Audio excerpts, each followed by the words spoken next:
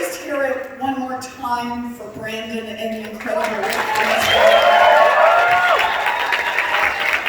And also, just a big shout out to the moms who demand action, who have changed Nevada.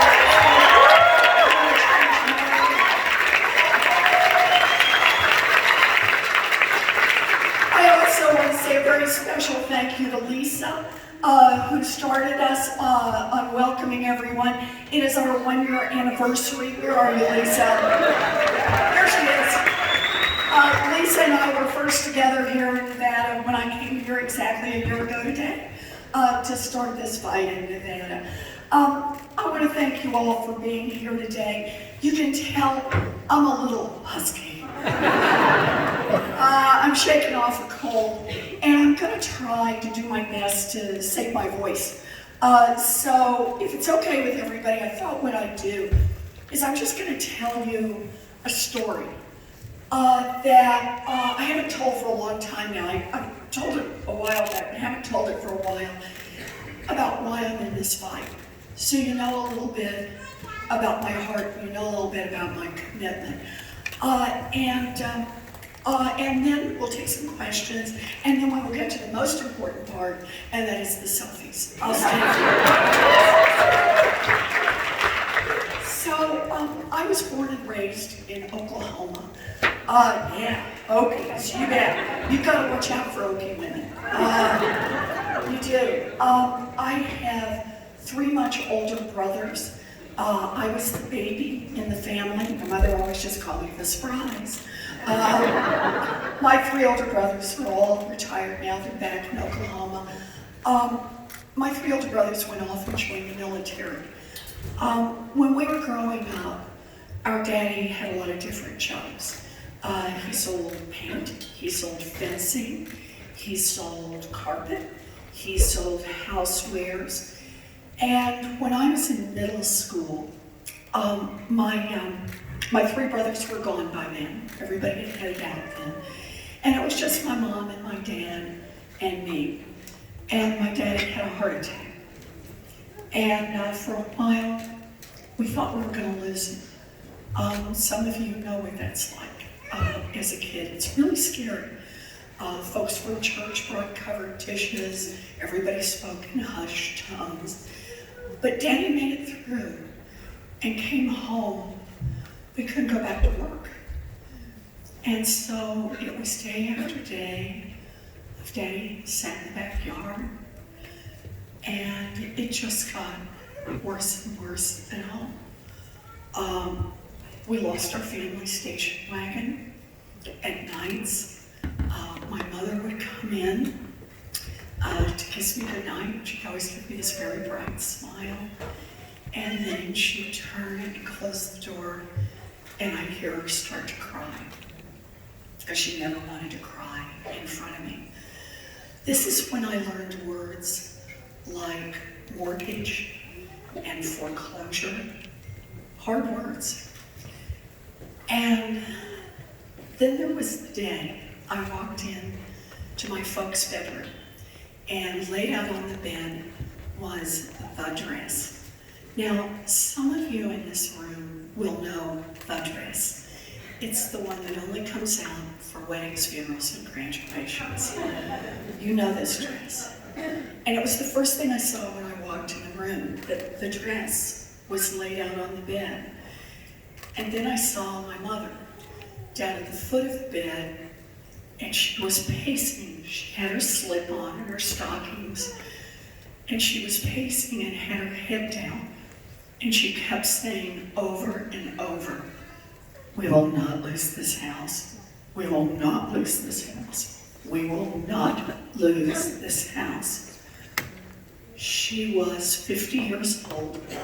She had never worked outside the home, and she was terrified. And finally she looked up and she saw me standing in the doorway. I'm just a kid. And she didn't say anything. She looked at me, and she looked at that dress, and she looked back at me, and she walked over, picked it up, wrestled it on, put on her high heels and walked to the Sears Roebuck, where she got a minimum wage job answering phones, a minimum wage job that saved our house and it saved our family.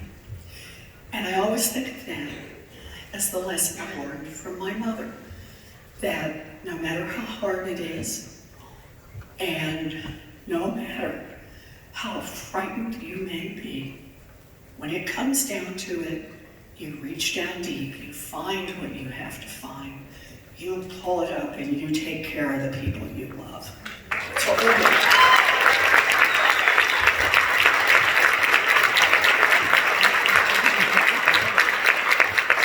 It was years later that I came to understand that wasn't just what my mother taught me, it's what millions of people do across this country every single day. That no matter how hard it is, no matter how scared they are, they reach down deep.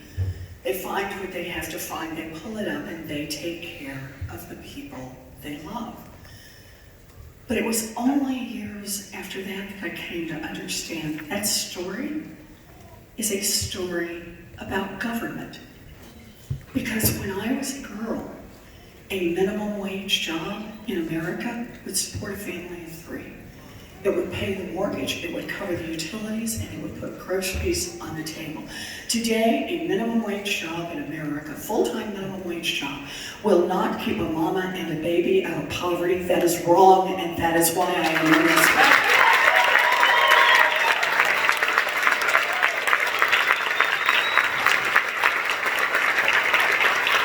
And that difference is not a difference of accident. It is not a difference of surprise. It is a deliberate difference based on who government works for. Because when I was a girl, the question asked in Washington when setting the minimum wage is, what does it take a family of 3 to survive in America? What does it take a family of 3 to get a foothold in America's middle class? What does it take a family of 3 to have something solid that they can build on? Today, the question asked in our government in Washington is, where do we set the minimum wage to maximize the profits of giant multinational corporations? Well, I don't want a government that works for giant multinational corporations. I don't want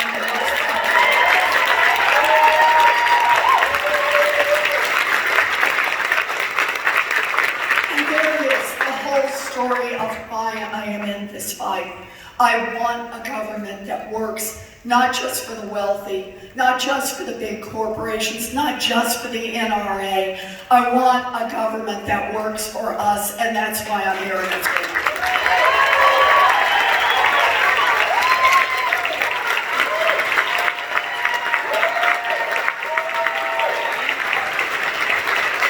So let's do some questions, and we'll get to talk, I hope, about a lot of plans and whatever else people want to ask about and talk about. Hi. My name's Scott. Hi, Scott. My question would be on the wealth tax. You bet. I'm ready. There's some Republicans that aren't too happy with it. Oh, yeah. How do you think you'll get both Republicans and Democrats on board when you're elected president? Okay, so I love this question. I love the way you ended it. Let's make sure everybody's up to speed. It is time for a wealth tax in America. Now, let me just explain it to anybody who hasn't already heard about it. The basic idea is a 2-cent tax on the great fortunes in this country. So your first 50 million is free and clear. I see, yeah, exactly right. This woman is not unreasonable. But on your 50 millionth first dollar, you got to pitch in 2 cents. And 2 cents on every dollar. After that, you hit $1 billion, you got to pitch in a couple of pennies more. That's the basic idea. Anybody in here own a home or grew up in a family that owned a home? Yeah, you all paid wealth tax. You still are. It's just called a property tax. And the only difference here is I'm saying that for the billionaires and the millionaires, the property tax shouldn't just include the real estate, it should also include the stock portfolio, the diamonds, the Rembrandt, the yacht.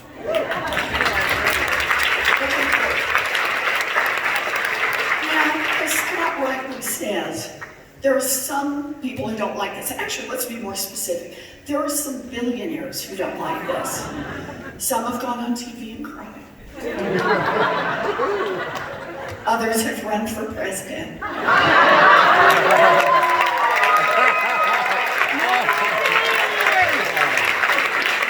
Maybe they thought it was cheaper than a wealth tax. But their basic argument is, look, I had a great idea, I followed it through, I worked hard, and I said, good for you.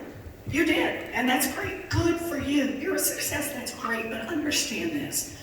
You built a great fortune here in America. You built it at least in part using workers all of us help pay to educate. You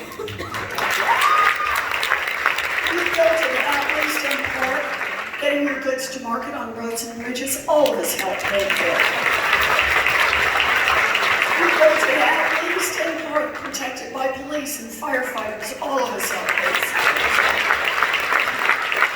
it. And here's the thing, we're glad to do it. We're Americans, we want to invest in the things that help create opportunity. All we're saying is when you make it big, I mean really big, I mean top 0.1% big, pitch in 2 cents so everybody else gets a chance to do it.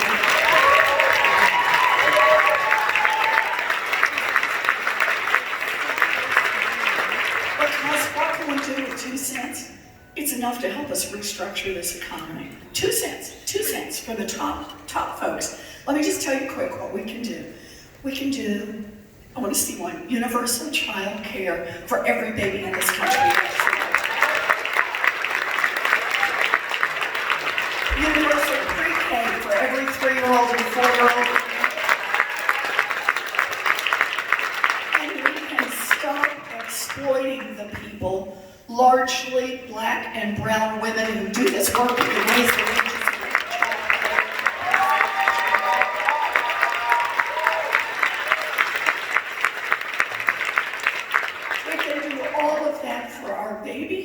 plus, we can put $800 billion of new money into our public schools.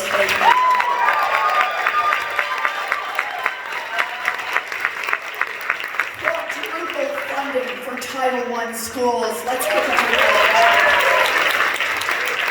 And coming from a former special education teacher, you'll appreciate this. We can fully fund IDEA, every child with a disability.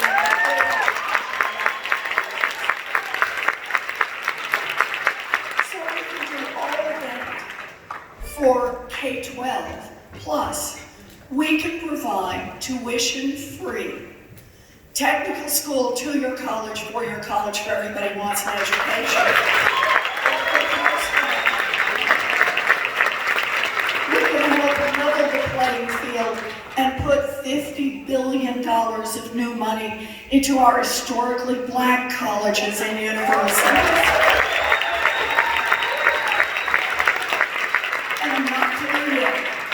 We can do all of that for 2 cents, plus we can cancel student loan debt for $43 billion.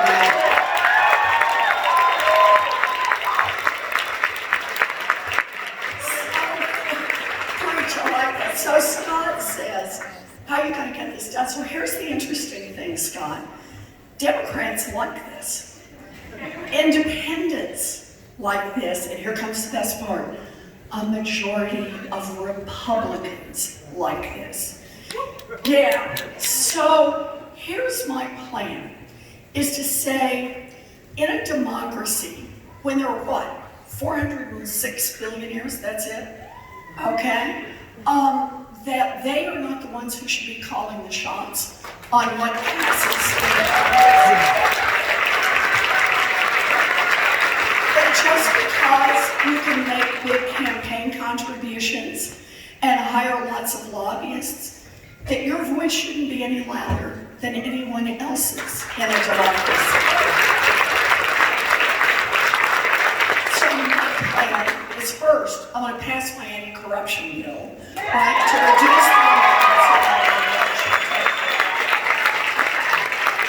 and then we're going to do this one together. I'm going to lead from the White House. I'm going to ask all of you to keep pushing from the outside. We're going to make this Congress responsive to the American people. We're going to get it out.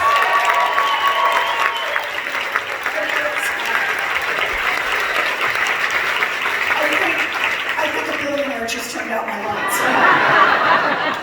Yes, nevertheless, I persist.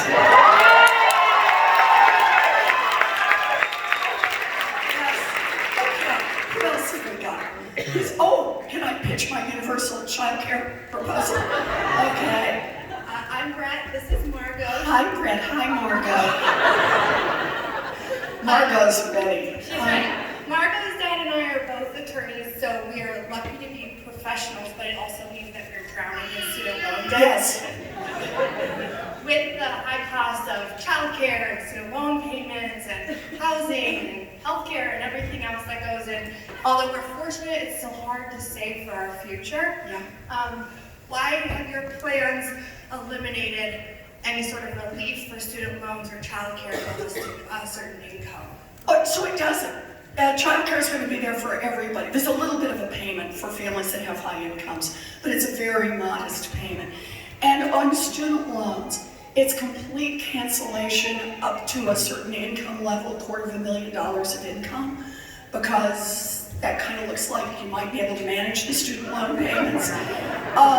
But also opening up other avenues for people who truly are drowning in student loan debt. For example, changing the bankruptcy laws are important. So I'm going to make, though, a quick pitch off your question, because I think this is important. Let me just pick child care. We have a problem in America, we have a lot of problems, but I want to focus on one. And that is trickle-down economics has been a complete disaster for this country.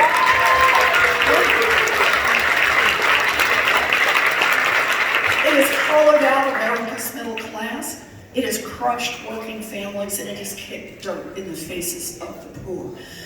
We need an economy that grows from the ground up. Trickle-down was always about help the rich and powerful get richer and more powerful. Give the rich more tax cuts and cut regulations. That's how they get richer and more powerful.